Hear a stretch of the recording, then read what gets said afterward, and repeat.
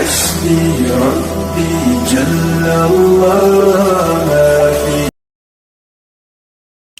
بسم اللہ والحمد للہ والصلاة والسلام علی رسول اللہ رب اشرح لی صدری ویسر لی امری واحلل عقدۃ من لسانی یفقہوا قولی۔ معزز سامعین کرام، آج کے پروگرام کے اندر ہم آپ کو خوش آمدید کہتے ہیں۔ السلام علیکم ورحمۃ اللہ وبرکاتہ۔ محترم سامعین کرام، جس طرح کہ آپ کو معلوم ہے کہ ہمارا ایک قسط وار دجال کے موضوع پہ گفتگو کا سلسلہ چل رہا ہے، تو آج کی گفتگو کے اندر جو ہمارا موضوع ہے وہ یہ ہے کہ دجال کہاں سے ظاہر ہوگا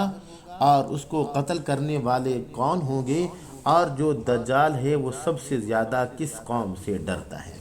تو محترم سامعین کرام، جو پہلی چیز ہے کہ دجال کہاں سے ظاہر ہوگا، پہلے ہم اس کے اوپر گفتگو کر لیتے ہیں۔ آئیے ذرا احادیث کی طرف چلتے ہیں۔ حضرت ابو ہریرہ رضی اللہ تعالیٰ عنہ سے روایت ہے کہ رسول خدا صلی اللہ علیہ وسلم نے ارشاد فرمایا کہ دجال مشرق کی جانب سے نکلے گا، یعنی کہ خراسان کی جانب سے، جو آج کے زمانہ میں ایران میں ہے، اور وہ مدینہ میں داخل ہونے کے لیے چلے گا، لیکن یہ ہے کہ فرشتے اس کو مدینہ میں داخل نہیں ہونے دیں گے۔ بالآخر وہ مجبور ہو کے وہ مدینہ سے بھاگ جائے گا اور شام کی طرف وہ چلا جائے گا۔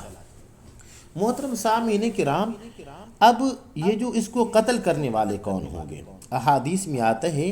آقا دو عالم صلی اللہ علیہ وسلم نے ارشاد فرمایا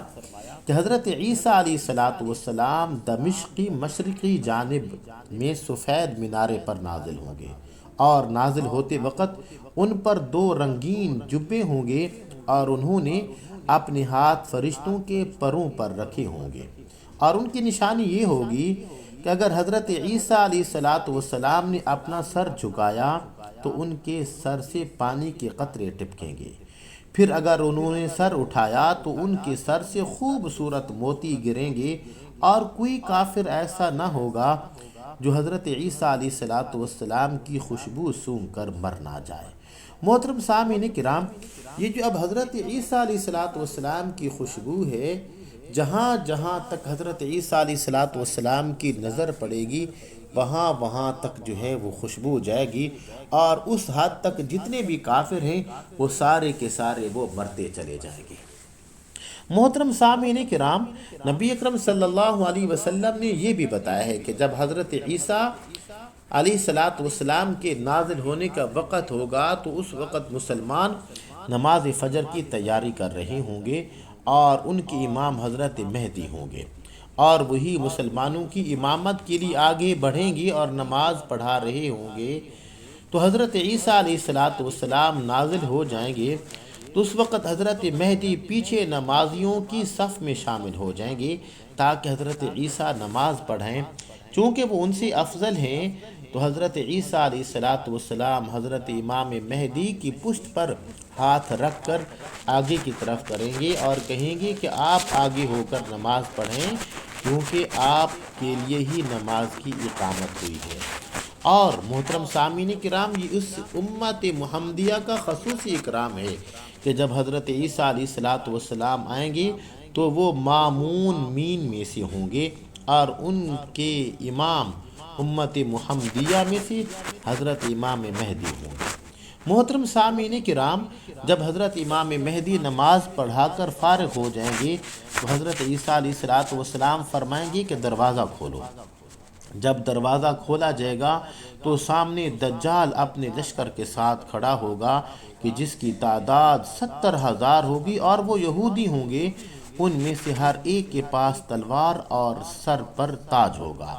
تو وہ جیسی حضرت عیسیٰ علیہ السلام کی نظر دجال پر پڑے گی تو وہ ایسے پگھل جائے گا جیسے نمک پانی میں پگھل جاتا ہے، پھر وہ ڈر کے مارے بھاگ جائے گا۔ تو حضرت عیسیٰ علیہ السلام اسے باب لد کے پاس پکڑ لیں گے۔ محترم سامعین کرام، یاد رکھیے یہ جو باب لد ہے یہ فلسطین میں معروف جگہ ہے، اور آج کل جو ہے یہودیوں نے وہاں پہ چھاؤنی بنائی ہوئی ہے۔ تو وہاں حضرت عیسیٰ علیہ السلام دجال کو قتل کر دیں گے، اور دجال ایسے پگھل جائے گا جیسے نمک پانی میں پگھل جاتا ہے، لیکن حضرت عیسیٰ علیہ السلام اس کے پگھل جانے سے پہلے ہی اسے اپنے اسلحہ سے ماریں گے تو ان کا اسلحہ دجال کے خون سے آلودہ ہو جائے گا، اور اس وقت اللہ تعالیٰ یہود کو شکست دے دیں گے۔ محترم سامعین کرام، اللہ رب العالمین نے جتنی بھی چیزیں پیدا کی ہیں تو ان میں سے کوئی بھی چیز ایسی نہ ہوگی کہ جس کے پیچھے کوئی یہودی چھپ جائے اور وہ نہ بولے کہ اے مسلمان، یہ یہودی میرے پیچھے چھپا ہوا ہے، آ کر اسے قتل کر دو، سوائے غرقد درخت کے، کیونکہ وہ یہودیوں کے درختوں میں سے ہوگا۔ محترم سامعین کرام، یہ دجال کو قتل کرنے کے بعد حضرت عیسیٰ علیہ السلام ایک ایسی قوم کے پاس آئیں گے کہ جنہیں اللہ تعالیٰ نے دجال کے شر سے اپنی حفظ و امان میں رکھا ہوگا، تو حضرت عیسیٰ علیہ السلام ان کے چہروں سے گرد و غبار کو صاف کریں گے اور انہیں ان کے جنت میں درجات کے متعلق بتا رہے ہوں گے کہ اللہ تعالیٰ حضرت عیسیٰ علیہ السلام پر وحی نازل فرمائیں گے کہ میں نے اپنی ایسی مخلوق نکالی ہے، یعنی کہ یاجوج ماجوج کی طرف اللہ اشارہ کریں گے کہ جن پر تم قابو نہ پا سکو گے، لہٰذا تم میرے بندوں کو جبل طور پر لے کر چلو تاکہ وہ اس مخلوق کے شر سے محفوظ رہیں۔ محترم سامعین کرام، یہ تو تھی اس موضوع پہ کہ دجال کو کون قتل کرے گا۔ اب جو ہماری گفتگو کا آخری عنوان ہے کہ دجال کس قوم سے زیادہ ڈرتا ہے، تو وہ یاد رکھیے وہ بنو تمیم ہے۔ جس طرح کہ نبی اکرم صلی اللہ علیہ وسلم جو ہے وہ فرماتے ہیں کہ میں اب تک بنو تمیم سے محبت رکھتا ہوں۔ یہ حضرت ابو ہریرہ کہتے ہیں کہ میں بنو تمیم سے محبت رکھتا ہوں۔ اس کی وجہ کیا ہے کہ نبی اکرم صلی اللہ علیہ وسلم سے 3 مرتبہ یہ میں نے فرماتے ہوئے سنا ہے کہ میری امت میں سے دجال پر بنو تمیم کی سب سے زیادہ دہشت اور خوف ہوگا۔ اور ایک مرتبہ نبی اکرم صلی اللہ علیہ وسلم کے پاس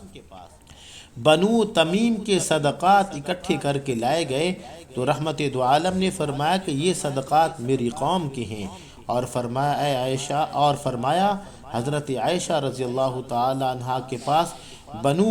تمیم میں سے ایک باندی تھی، تو آپ علیہ السلام نے حضرت عائشہ صدیقہ سے فرمایا کہ اسے آزاد کر دو، کیونکہ یہ حضرت اسماعیل علیہ السلام کی نسل میں سے ہے۔ محترم سامعین کرام، یاد رکھیے ایک دفعہ ایک آدمی نے نبی اکرم صلی اللہ علیہ وسلم کے سامنے بنو تمیم کے ایک شخص کی برائی کی، تو اللہ کے حضور نے فرمایا کہ بنو تمیم کے متعلق اچھی بات کہو، کیونکہ ان کے تیر